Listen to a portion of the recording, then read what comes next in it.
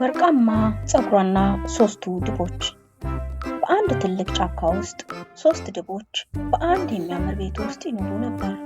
እነሱም ትልቁ አባት ድብ፣ መካከለኛዋ እናት ድብና ትንሹ የልጅ ድብ ናቸው።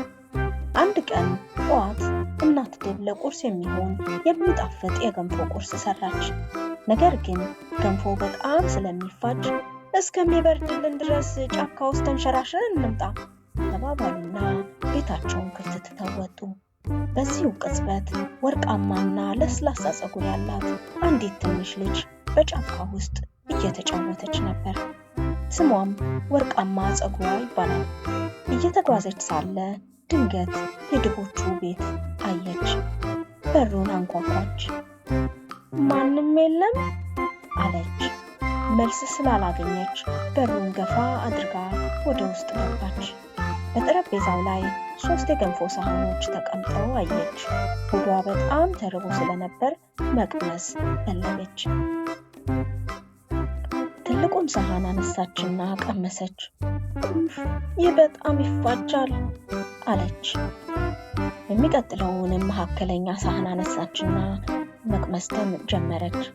አይ ይህ ደግሞ በጣም ቀዝቃዛ ነው አለችና ሳህኑን መልሳ አስቀመጠች። ሶስተኛውን ሳህን አነሳችና መቅመስ ጀመረች። ትንሹ ሳህን ስትቀምሰው ዋው ይህ በጣም ትክክል ነው ብላ ሳህኑን እስከ መጨረሻው በላች። አሁን ደግሞ ወርቃማ ፀጉሯ ደግሟት ስለነበር መቀመጥ ፈለገች። ትልቁ ወንበር ላይ ሄደችና ቁጭ አለች። ይህ በጣም ጠንካራ ነው አለችና ከወንበሩ ተነስታ ሄደች። ወደሚቀጥለውና መካከለኛው ወንበር ላይ ሄደችና ተቀመጠች።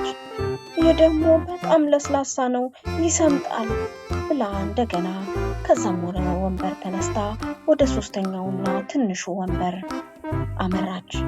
ዛም ወንበር ላይ ስትቀመጥ ይህ ትክክል ነው ብላ ስትቀመጥ ወንበሩ ተሰበረና መሬት ላይ ወደቀች። በጣም ስለደከማት ወደ መኝታ ቤት ወጣች። መኝታ ቤት ውስጥ 3 አልጋ ይታያል። ትልቅ አልጋ፣ መካከለኛና ትንሽ አልጋ። በመጀመሪያ ላይ ያገኘችውን ትልቁ አልጋ ላይ ሄደችና ጋደም አለች።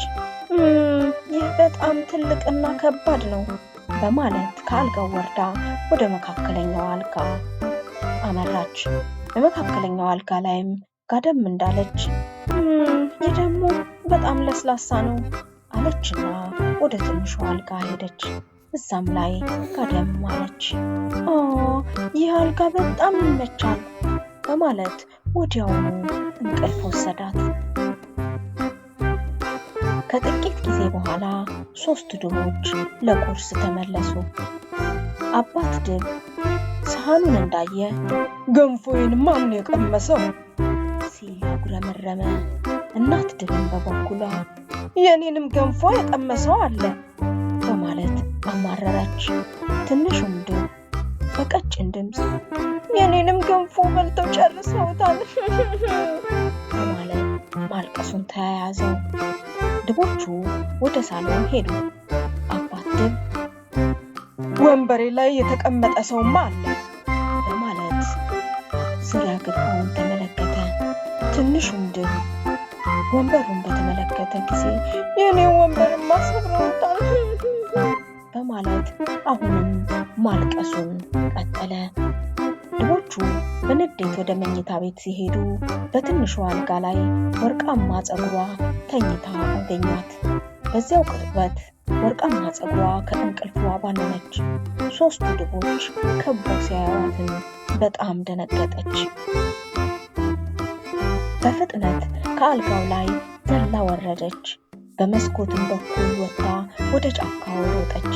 ከዚያም ቀን ጀምሮ ወርቃማ ፀጉሯ ልጅ ያለ ፍቃድ ወደ ሰው ቤት መግባት እንደሌለባት ትልቅ ትምህርት አገኘች። ተረታችን በዚህ አበቃ። ለዛሬ መረጥኩላችሁ ተረት ይህን ይመስል ነበር። ከወደዳችሁት ላይክ እና ሰብስክራይብ ማድረጋችሁን አትርሱ።